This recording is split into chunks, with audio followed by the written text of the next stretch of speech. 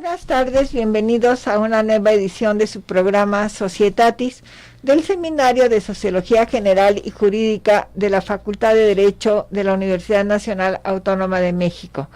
Nuestro reconocimiento y gratitud a nuestra directora, la doctora Sonia Venegas Álvarez, a la secretaria general, la maestra Sara Miss Palma León, a Eduardo y Rafael del canal Yus Multimedia y del seminario, a Daniel, a Abraham y a la maestra Amparo, que todos ellos en conjunto nos permiten tener este programa para ustedes. El día de hoy estamos muy contentos, nos acompaña el doctor Edgar Corzo Sosa, que estamos muy contentos que en su apretada agenda nos haya hecho un espacio para venir a conversar con ustedes el día de hoy, en un tema de su especialidad y que de alguna manera está en plena actualidad, que es, en este caso, nos vamos a referir a la juventud en la migración. Antes de iniciar nuestra conversación con el doctor Corzo, cedo el uso de la voz a la maestra Amparo para que nos dé una síntesis curricular. Por favor, maestra. Claro que sí, doctora. El doctor Edgar Corzo Sosa, licenciado en Derecho por la Universidad Nacional Autónoma de México, cuenta con la especialización en amparo en el Instituto de Especialización Judicial de la Suprema Corte de Justicia de la Nación, la maestría en Derecho Público comparado en la Universidad de París I, doctor en Derecho Constitucional por la Universidad Autónoma de Madrid. Es investigador titular del Instituto de Investigaciones Jurídicas de la UNAM y en el Sistema Nacional de Investigadores lo distingue con el nivel 3. Sus principales líneas de investigación son en amparo, derechos humanos, poder judicial, justicia constitucional. Es director de la publicación periódica Cuestiones Constitucionales, Revista Mexicana de Derecho Constitucional. Pertenece a diversas asociaciones, entre las que destacan la Academia Mexicana de las Ciencias. Bienvenido, doctor. Muchísimas gracias. Yo muy contento de estar nuevamente en este programa de Societatis y por supuesto tanto con mi maestra Elsie Núñez Carpizo como también con Amparo y ahora los jóvenes que acompañan este programa siempre. Muchas gracias y contento. Muy bien. Pues vamos a iniciar nuestra charla en este tema especial de la juventud. Quizás quienes nos favorecen con su atención pues han escuchado de migración y saben a qué se refiere, pero en el caso especial de hoy que vamos a hablar de la juventud, ¿verdad? Pues la primera pregunta, aunque parezca muy ociosa, mi querido Edgar, es que vamos a empezar a entender por juventud, porque antes entiendo que había unos parámetros de jóvenes. Y en algún momento vi que hay algunas instituciones que están hablando de jóvenes hasta los 30 o 35 años. Entonces, bueno, eso me anima mucho. Todos somos jóvenes. Eso me anima muchísimo. Pero, obviamente, supongo o pienso por el incremento en la esperanza de vida, pues estos conceptos se han ido modificando, porque si pensamos en los años 50 o 60, pues la gente se moría a los 50 años o por ahí. Ahorita tenemos una esperanza de vida a los 80 y en algunos países mucho más años, ¿no? Entonces, aunque todos pensamos joven, ¿verdad? Nos sentimos jóvenes. ¿Cuál es el criterio que estas instituciones consideran jóvenes? Porque ahí voy a introducir otra preguntita abusando de tu amabilidad, porque también se está usando mucho el concepto de menores no acompañados. Sí. Entonces, ¿cuáles serían los menores y cuáles van a ser los jóvenes, no? Con mucho gusto, maestra. Esta parte va a ser la primera parte de definiciones, lo cual me parece muy bien.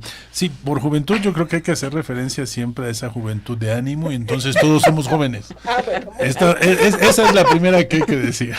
No, pero si vemos una biológica, entonces sí ya tenemos que hacer algunas diferencias. Y la primera diferencia que es que no hay una edad precisa, pero sí se habla normalmente en Naciones Unidas, sin tener algo muy fijo, de 18 a 24 años. Es una edad muy particular y sobre todo los alumnos de universidad es la edad precisa en la que están ellos.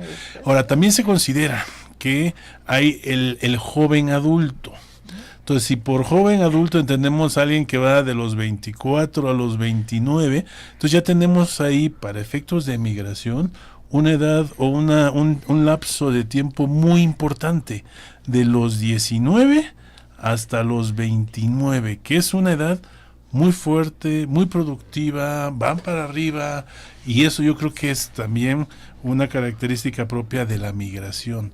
No migra el que ya está en su última etapa. Es muy difícil que migre el que está recién nacido, salvo que lo lleven en brazos, o que no tenga una noción de lo que hay allá, o su interés por ir a otro lugar. Entonces siempre hemos visto que en migración esa edad de los 19 a 24, o considerando al joven adulto los 19 a 29, es lo que va a estar fuertemente constituida la migración. No son los únicos, por supuesto. Ahora, en Naciones Unidas sí tenemos una Convención de los Derechos del Niño.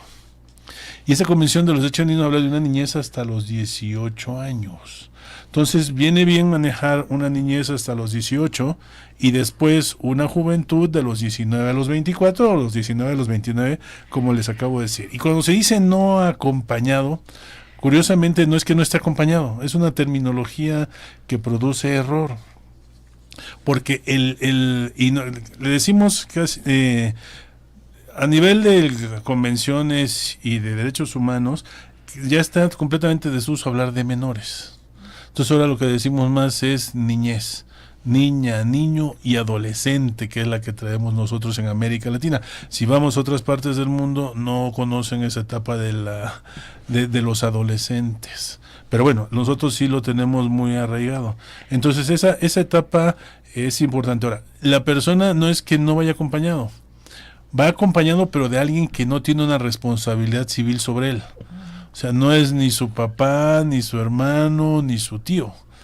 Es alguien diferente, pero que está ahí con él. Esto tiene mucho que ver porque esos niños no acompañados se produce un riesgo muy fuerte. Porque puede ser que alguien esté en Estados Unidos, una persona mayor, y diga, tráiganme a mi hijo.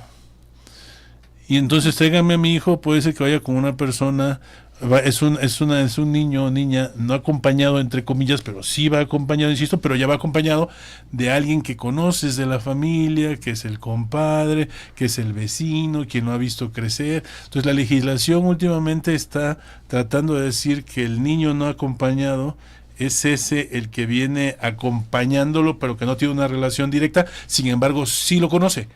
Y hay que distinguirlo del niño o niña que en verdad no viene acompañado, sino que viene en tráfico de personas. Ese es en verdad el objetivo. Entonces, alguien que no tenga ninguna relación con esa persona que es niña o niño y ande en el camino con él, muy probablemente puede ser traficante de personas. Entonces, eso sí se trata de evitar a como dé lugar. La legislación reconoce el no acompañado como alguien que tenga una relación sin ser el tutor, y ya acompañado pues es el que viene con sus padres, viene en familia. Esa es la terminología más o menos que ocupamos, maestra. En este sentido, maestro, que justamente usted refirió, ¿no? Sería esta edad productiva o en este rango de edad. Con ganas de comerse el mundo. Exacto, ¿no? Y que ahí de alguna manera pues también estarían construyendo un poco su identidad, ¿no? Quienes quieren ser y que de alguna manera tendrían que recurrir a su lugar de origen. Pero en sentido, ¿cuáles serían las motivaciones o cuáles serían los factores que obligan a que esos menores, a que esos adolescentes salgan de sus lugares de origen? Sí, la juventud aquí sí tenemos que hacernos un poquito hacia un lado, porque no es la propia de la familia. La de la familia es el progreso general. A lo mejor salen huyendo de un lugar porque la violencia es muy alta, porque ya la tierra no da, porque el cambio climático está haciendo sus estragos, como lo estamos viendo nosotros. Entonces sale. No, el joven trae la aventura en sí. ¿Y esa aventura qué puede significar? En principio, tenemos que hablar de una juventud migrante que quiere estudiar. Ese es un dato muy importante. Una juventud migrante que quiere estudiar, y lo que traemos en migración pues no son migrantes, la generalidad no son migrantes que lleguen a universidad, son migrantes que apenas traen secundaria y a lo mejor quieren migrar para tener una educación posterior, que es como la preparatoria nuestra. Entonces, ahí está. Ahora, esa razón muchas veces es de estudiar, quizá ver algo mejor, pero muchas veces terminan en trabajar.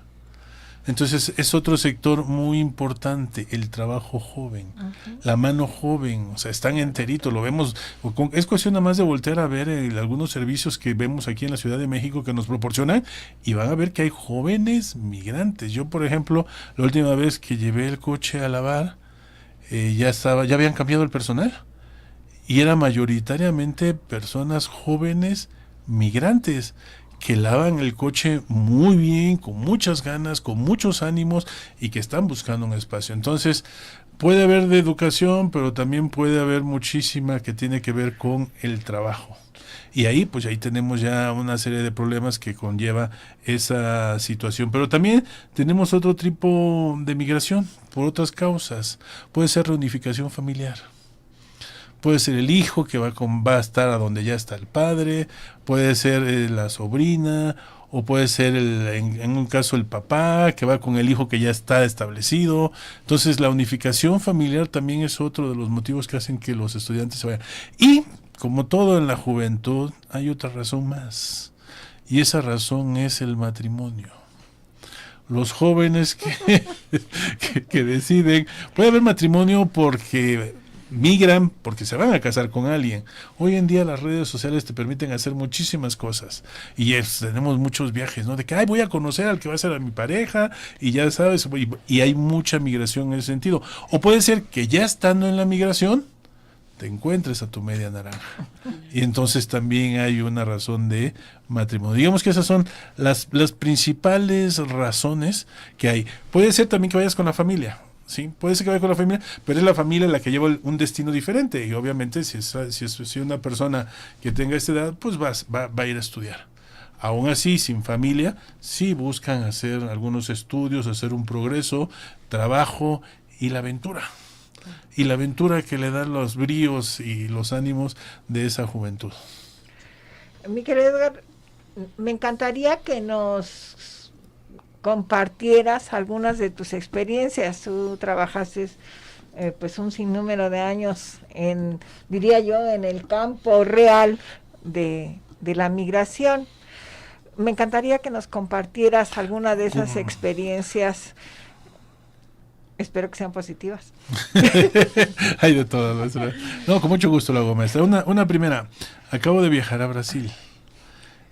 A una actividad que tuve y cada vez que viajo a algún país inmediatamente veo el lado migratorio. Si voy por cuestiones académicas propias, ajenas a la migración, de todas maneras mi reflector está en la migración. Y esta ocasión fui a Curitiba, a Brasil, en el Paraná, y fui a una actividad que tenía que ver con educación y derechos humanos, pero inmediatamente dije, a ver, ¿dónde están los migrantes? Y la Universidad Federal de Paraná, así se llama, me llevó a la universidad, a un grupo de 52 personas migrantes que estaban empezando la universidad. O sea, me llamó muchísimo la atención. O sea, cómo ya tenían un grupo formado de 52 y no era el primer año, ya eran varios años y personas había de Venezuela, de Cuba, de Haití, alguna de África. Entonces, haciendo un esfuerzo muy grande la universidad, entonces un acceso a nivel universitario, que digo, no es el principal es el de preparatoria o terminar la secundaria, y ahí pues advertí que es muy importante que esos jóvenes que ya estudiaron, pues sigan estudiando. Y lo que hizo la universidad fue, es que no traigo documentos, no importa, que es uno de los grandes obstáculos. No importa, te vamos a hacer un examen. Y con ese examen te vamos a clasificar en el nivel de estudios para ver si puedes acceder o no a la universidad. Entonces yo estaba ahí hablando con personas que pues eran astrónomos, otro era médico, ingeniero, pero que ya traían estudios previos en la preparatoria y que su carrera era esa la que querían y ya estaban enrolados. Pero también una experiencia extraordinaria fue que los mismos brasileños toman la materia. Los brasileños que quieren saber cómo está el ámbito de la migración y se juntan en ese grupo de 52.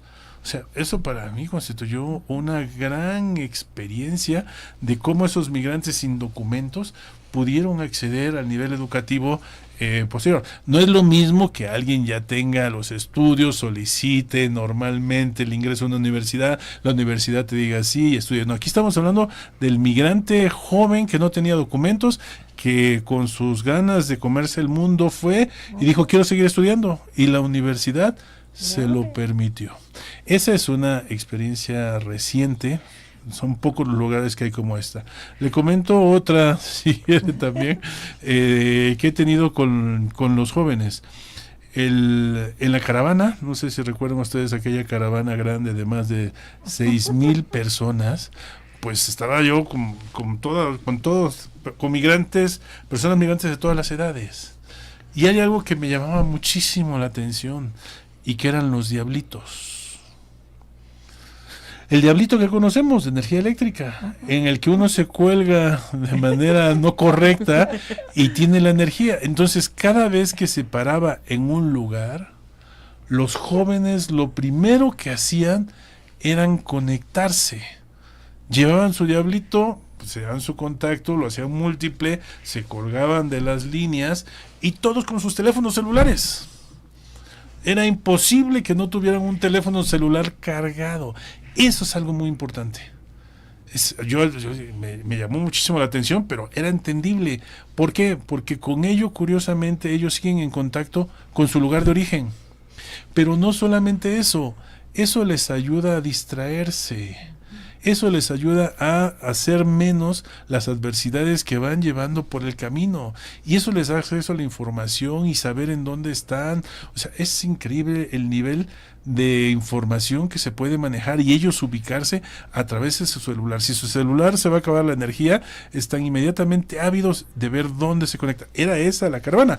Nosotros aún así, hoy en día ya si no tenemos el celular en unas cuantas horas, ya estamos un poco desesperados. Entonces imagínense ello. Pero las redes sociales le permiten tener muchos vínculos y sobre todo con el lugar de origen, dando noticias, llamando a casa, informándose hacia dónde van. Es imposible no estar en redes sociales, es imposible hoy en día. Eso lo advertí muy bien y los jóvenes pues lo traen el chip puesto. Y es así como ellos se mueven de una mejor manera y van buscando incluso trabajo, ver a dónde quieren ir, ya saben más o menos a dónde dirigirse, van descubriendo el mundo con las redes sociales. Respecto a este caso que comentó de Brasil, maestro, me surge la inquietud. ¿Cuáles serían los retos en términos de infraestructura? Pensando en justamente que eran jóvenes que no contaban con documentos y la universidad aún así los acogió e hizo todos los trámites respectivos. Porque luego a veces aquí en México, ¿no? Que no tengas tu acta de nacimiento haciendo del lugar de origen, pues ya implicaría una privación, pensemos en el derecho de acceso a la educación. Entonces, en términos de infraestructura, ¿cuáles serían esos retos? Te voy a interrumpir, la respuesta se va a quedar en suspenso. Tenemos que ir a la pausa. Con mucho gusto. Ahorita, por favor, con mucho gusto. Contestas. Regresamos en un minuto con ustedes. Estamos en su programa Societatis y después de la interrupción abrupta que hice, ¿verdad? Por favor, Edgar, para contestar la inquietud que nos presentó la maestra Amparo. Con mucho gusto. En principio tenemos que decir que las personas migrantes tienen derecho a la educación. Y eso no tiene que ser obstaculizado por ningún documento. Hemos visto muchos casos en diversas regiones en donde, sí, pero muéstrame tus documentos, si no los tuyos, los de tus padres. Y si no, muéstrame otro documento más, que obviamente no los traen y que además es muy difícil que tenga acceso de ellos porque ya salieron de su país. Y a lo mejor el consulado en el país en donde están, pues tampoco tiene el acceso. Entonces ahí sí tenemos algunos problemas, obstáculos documentales que no deben impedir el ejercicio del derecho a la educación, cualquiera que este sea.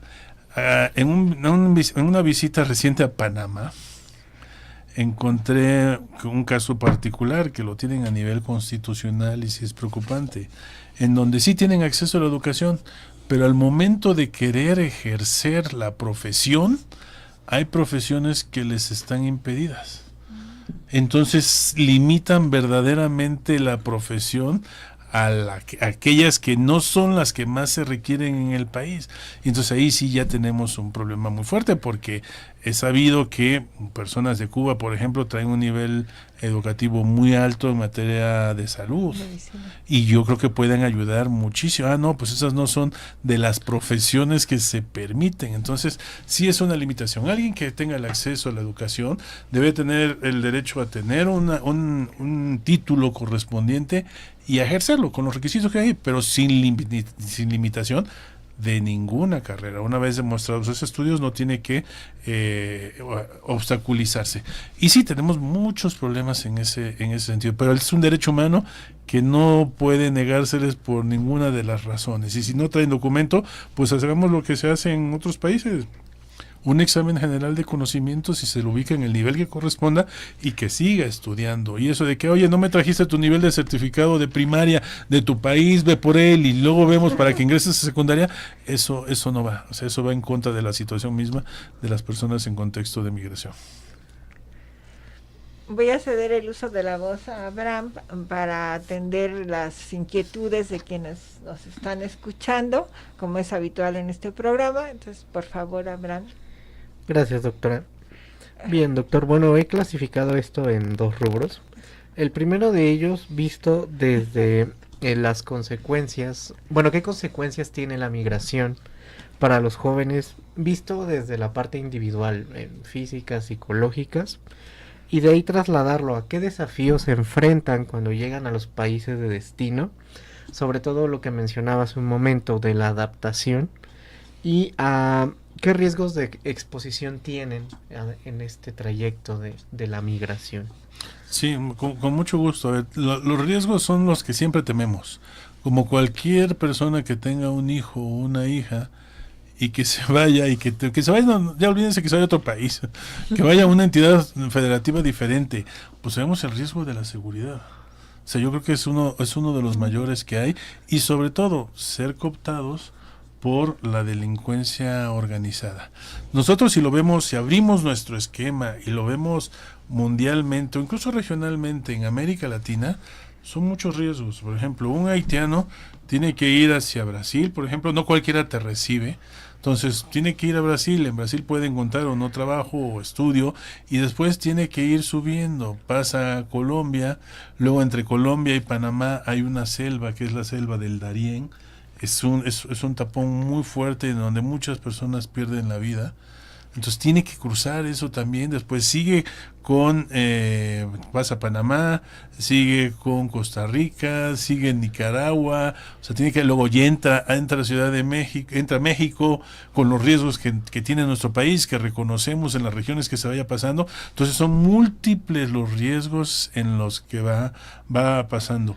Le llamamos duelos, o sea, son situaciones que ya no estoy con mi familia, pero además pasé por un territorio fuerte en donde me querían detener, me querían secuestrar y no me secuestraron. O voy en el camino y un amigo muere, lo detuvieron o le pasó algo. O sea, son duelos que va pasando, Eso lo que hace son 2 cosas. Uno, hace que la persona madure mucho, pero también tiene una afectación psicológica muy importante. Y para que eso lo volvamos a tener en el estado normal, para que una persona que salió y se sienta en casa nuevamente, que suba los pies sobre el sillón y esté con la tele y absorto y diciendo, ay, qué bien estoy aquí, es muy difícil que suceda. Entonces, riesgos, y si son jóvenes, son más riesgos todavía. Y si esos jóvenes son mujeres, o sea, triplemente más los riesgos que puede tener. Es muy conocido que en migración las mujeres viajan con pastillas anticonceptivas porque ya saben lo que va a pasar, pero lo que les señalaba, ellos no quieren regresar. Ellos van a continuar incluso hasta con esa situación de ignominia en relación con su persona. Entonces sí, riesgos lo tienen todos. Y la adaptación es lo complicado. Ahorita en el Comité de Trabajadores Migratorios de la ONU, del cual formo parte, estamos haciendo un documento que tiene que ver con la xenofobia y la no discriminación. Entonces sí la advertimos en muchas partes. Entonces es de otro color, habla de manera diferente, no come estas cosas, come estas otras, lo hacen a uno a un lado. Entonces el nivel de adaptación es muy fuerte. Pero si se es joven, se tiene un grado también para sobrellevar esas adaptaciones muy rápido. Es más, hay jóvenes que no hablan español, pero en el camino nada más que vienen cruzando los países, llegan a México y hablan español. Y lo hablan perfectamente. Entonces hay un nivel de adaptación muy fuerte en los jóvenes. Así que sí se les... Y además, inmediatamente 2 brazos jóvenes que tengan ganas de trabajar o de estudiar, en el mejor de los casos, tienen acogida en cualquier parte. Justo, qué bueno que cierra con esta parte, porque el segundo bloque tendría que ver con qué efectos producen las juventudes en el lugar de destino y si hay alguna manera en que nosotros, pues diríamos como, porque México indirectamente es un país que recibe muchos migrantes que van de paso, ¿cómo podemos apoyar a pues hacer este fenómeno un poco más tranquilo para ellos? Sí, yo creo que eso es muy importante. Es cómo vemos a la persona migrante, si se es joven o incluso si no se es joven. Pues yo creo que lo primero es que hay que pensar lo que siempre digo, que antes de ser migrante se es persona y tiene las mismas necesidades que nosotros. Aunque digan, ay, se viste raro, se viste mal, pobre, pues bueno, vean lo que viene pasando todo el camino y lo van a entender un poco más. Uh-huh. Entonces, es esa mirada que tenemos que hacer es importante. Ahora, hay necesidades, o sea, el trabajo es el trabajo. Les decía de este lugar de que lavan los coches, si te dices, oye, quiero trabajar, y lo ves joven, dices, sí, claro, tanto a la semana. Ahora, estamos hablando de que no es tan sencillo llegar y decir, trabajar y luego pedir la seguridad social y todo lo demás. No, estamos hablando de una posibilidad de alguien que pueda trabajar un cierto tiempo, junte un poco de recursos para seguir su camino. Y eso es lo que hacen normalmente. A ver, si ya vienen desde abajo, porque la migración, sí tenemos mucha centroamericana, pero la centroamericana está muy destinada hacia Estados Unidos. Y la demás, que viene de América del Sur o que viene de África, también ya vienen muy destinadas a llegar. Entonces, cuando llegan a México, no es que seamos país de destino, sino que van a Suez. Además, ya estoy tan cerca, ¿por qué no alcanzarlo? Ya cuando se dan cuenta que no es sencillo pasar, entonces ya es cuando lo vuelven a pensar y dicen, bueno, me puedo quedar por aquí y puedo hacer más cosas y tener recursos y tratar de regularizarse. Ese es uno de los grandes problemas que tenemos, la regularización, es decir, que puedas estar en el país sin que te persigan, sin que te digan esta persona no trae documentos, sino que ya estés regularmente. Eso es uno de los problemas más fuertes que tenemos. Entonces, los gobiernos tienen que hacer programas en que permitan que los jóvenes se readapten, pero además se regularicen en su situación. Uh-huh. Es decir, a ver, esta persona viene solo, sí, ¿cuáles son sus necesidades? ¿Tiene educación? ¿No tiene educación? Se la reconocemos, que estudie, a veces encuentra un lugar de trabajo, pero yo creo que no tenemos que pensar que todas las personas están en negativo. O sea, traen un potencial muy fuerte, y más los jóvenes. Déjame decir aquí, porque no lo dije al inicio, que en septiembre, la Semana Mayor, que es de la Asamblea General de Naciones Unidas, la reunión es en Nueva York, se reúnen todos los jefes de Estado, van la mayoría de los jefes de Estado de los 193 países, y la preocupación ahora fue un pacto por el futuro. Ya no es la agenda 2030, los objetivos para el 2030. Ya estamos hablando de un pacto por el futuro, porque ya estamos muy cerca del 2030. Y en ese pacto para el futuro hay varias áreas. Una es desarrollo sustentable con financiamiento al desarrollo. Dinero y desarrollar, respetando el medio ambiente, las personas, eso es muy bien. Otra, pues tiene que ver con todas las cuestiones de digitales. Comunicación, es una gran preocupación que tenemos, inteligencia artificial y todo lo que hay. Otra más que traemos ahí es la paz internacional, como es sabido con todos estos conflictos internacionales que tenemos. Y otra son los jóvenes y su futuro. Los jóvenes y su futuro. Entonces sí, yo creo que son el centro, los jóvenes son el centro de atención de Naciones Unidas, porque pues, si no estamos alcanzando los objetivos, ya nos están reclamando los jóvenes. Oigan, no es que me dejen algo futuro, más bien en el presente, ¿qué es lo que están haciendo? Y eso es una preocupación. Entonces, estos los jóvenes en la migración, pues es una mirada que tiene que hacerse. Acabo, perdón que me exceda, el día de ayer acudí a la inauguración de una reunión de la Agencia de Naciones Unidas, que es Habitat. Hábitat es una agencia de Naciones Unidas y ayer fue el Día Internacional del Hábitat, de la vivienda en general. Entonces ahí hay una parte muy importante que habla de los jóvenes que se van de las zonas rurales a los centros urbanos. Ese es otro también de los grandes temas. ¿Por qué se van? Si se van, ya no se van, o se quedan, con qué condiciones se quedan, pero la juventud como tal es una de las preocupaciones mayores en el pacto para el futuro, lo cual es muy lógico. ¿Tienes algo? En este momento de esta perspectiva, ¿no? Y de pensar que el joven está en ese proceso del futuro, de hacer cosas y de comerse al mundo, como dices. Sin embargo, cuando esa consideración del joven no lo lleva a desanimarse ante las condiciones extremas o esas condiciones negativas que se pueden dar, en ese momento de que la aspiración, sobre todo cuando están en México, es de ir a Estados Unidos, y vemos las posturas que hay de vamos a regresarlos todos, o que se quedan meses en la frontera y los estados ya están protestando por la cantidad de migrantes que tienen en la frontera y que no los dejan pasar. ¿Qué pasa con esos jóvenes que se quedan como que en medio de la nada, no? Sí, bueno, debemos reconocer que los jóvenes son muy creativos, muy ingeniosos. Le buscan por un lado y por otro lado. Van a pasar, como quiera que sea, van a pasar.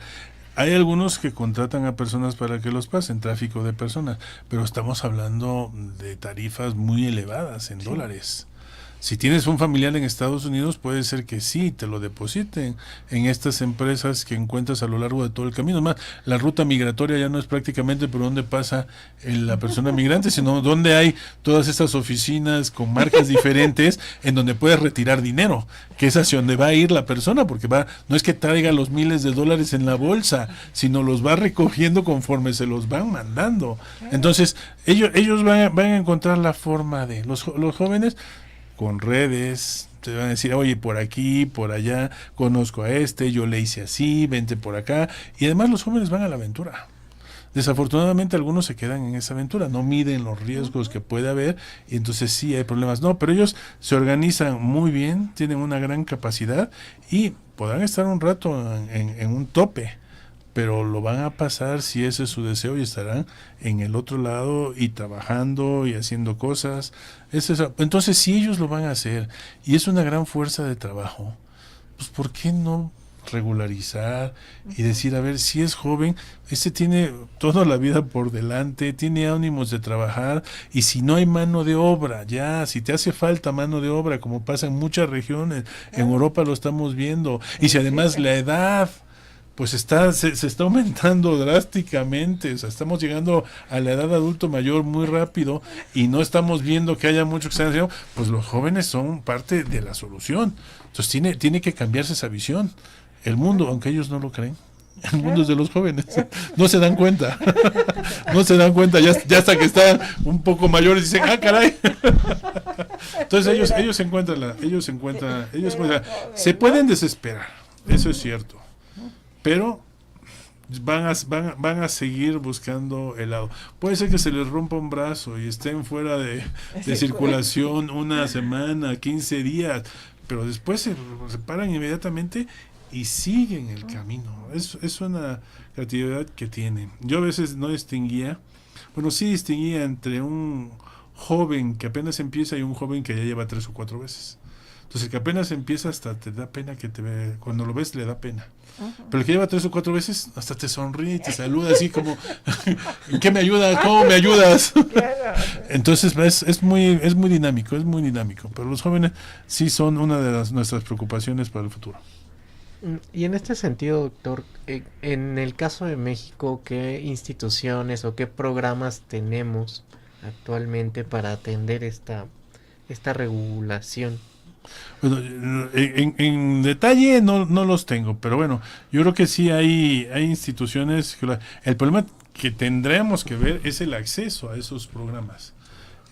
Si le vas a pedir que se registre, que pague una cierta cantidad, pues no lo va a hacer. Si le vas a pedir el registro para mantenerlo vigilado, pues no va a durar mucho tiempo. Entonces lo que tienes que buscar es abiertamente, ¿sí?, hacer una regularización, mostrar a ver quiénes tienen capacidad, quiénes se quieren quedar y darle la regularización, darles la visa. También esas las cuestiones humanitarias puede ser otra razón de los que pueden estar emigrando. O sea, es una persona que ya no tiene problemas de salud y pues no los va a resolver en su país, tiene que resolverlos en otro, como nuestro país. Entonces el acceso a la educación podría ser también una especie de visa humanitaria que le permita a la gente reactivar su proyecto de vida. Entonces, tenemos problemas para los normales regularizarlos, o sea, que no les dan mucho acceso, entonces los jóvenes todavía tienen más problemas.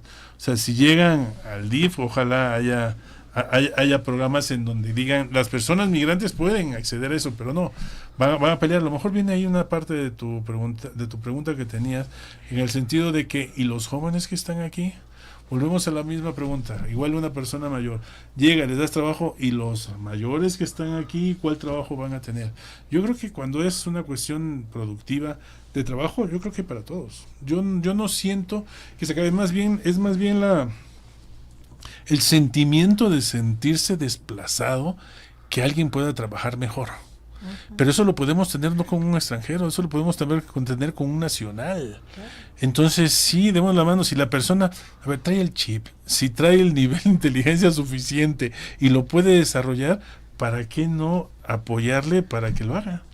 Entonces hay institutos de la juventud, todo eso. Lo que tengo mis dudas es más bien el acceso a las personas que emigran, que se les dé.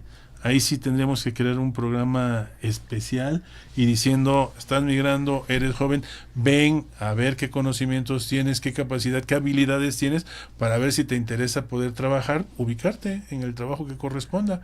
Y si es eso, pues que tenga la remuneración correspondiente. Todos al final del día ganarían. ¿Por qué? Porque pues vas a estar trabajando en un lugar, vas a estar ayudando productivamente y muy seguramente vas a mandar remesas a la gente que dejaste atrás y ayudar a tu mamá, que dijiste, yo mamá voy a buscar una nueva vida, y la mamá pues no va a hacerlo y le envía los recursos. En fin, hay muchas posibilidades. Mi problema ahí sería el acceso al que puedan tener en estas instituciones, que sí la hay, los jóvenes que están en contexto de migración. Yo creo que aquí sería un gran ejemplo lo que nos comentaste de Brasil, ¿no? Y que, como decía la maestra Amparo, pues a veces al mismo nacional le cuesta trabajo, ¿no? Traiga 50 documentos, o sea, bueno, ya ahí junto mis 50 documentos y voy, pero alguien que ha salido quizás con lo que trae puesto por múltiples razones, ¿no? Aunque luego reciba dinero de sus familiares, pues ¿cómo va a estar trayendo documentos y cómo va a convalidar estudios, ¿no? Entonces yo creo que lo de Brasil sería una experiencia muy interesante a voltear a ver y a analizar, ¿no? De que, sobre todo México, que es un país de tránsito, y que tenemos tantos migrantes que luego se pregunta cómo llegan de todas partes del mundo, ¿no? Ahí tenemos, pues sí, el gran problema es el tráfico de personas.